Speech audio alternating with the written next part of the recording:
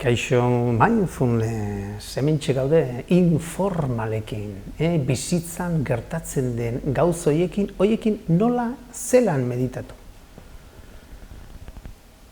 Eta oraintxe joango gara beste leku batera. Lehengo nebili ginen janariarekin, janaria lan asko itxeko esparrua dago, baina orain joango gara adibidez dutxa batekin. Oso polita da dutxatzea kostienteki. Normalean dutxan sartzen geha, korrika, egiten dugu, garbitu behar naiz, denbora presa, pin, pan, pun, eta atera egiten geha. Edo ez, edo gelditzen geha, gusto gaudelako, eta hor geldietu, eta hor txebiltzen geha, gure ur beroarekin, udaran preskoarekin egian. Baina oso polita da, oso interesgarria, gustokoa da, kostiente eguteko material interesgarria, hau da, nik kostiente dutxatzea. Nik dutxan sartu baino lehen, buruari argi esan, hau egitera nijo, eta argi esate hau, ez da terriborezkoa, baina gertatzena da, balin bagoaz presakaera batean, buruak asko astu egiten du. Zenba jende mindfulness taldetan, dutxanena bai, eta dutxan sartu atera, eta meditatzea astu nintzait. Hori gertatzen da.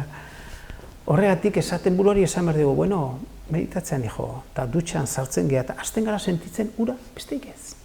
Ura nola jotzen duen, gure buruan, gure gorputzean, betantak nola doazen bera, horrek sensazio pila batzuk ekartzen dizkegu, eta guk ez dugu ezer berezikin behar, bakarrik kostiente egon, erne egon, besteik ez. Esnatuta, egon gertatzen ari den prozesu horrekin gure burua lasaitzen da. Gurekin gaudenean, gure orainean gertatzen ari dien gauzekin gaudenean, gure burua lasaitzen da, eta hori meditatzea da. Kostiente egotea, errealitatean gertatzen denarekin kostiente egotea, hori da meditatzea.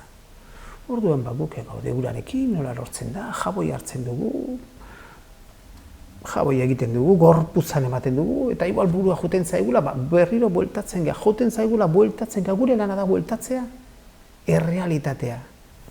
Bueltatzea gertatzen ari denarekin, bueltatzea, bat egitea. Eta, hoxe, probatu ikusiko zuen, goxo, dutxa askoz sano, edo ez dakit, askoz politagoa da gutxinez.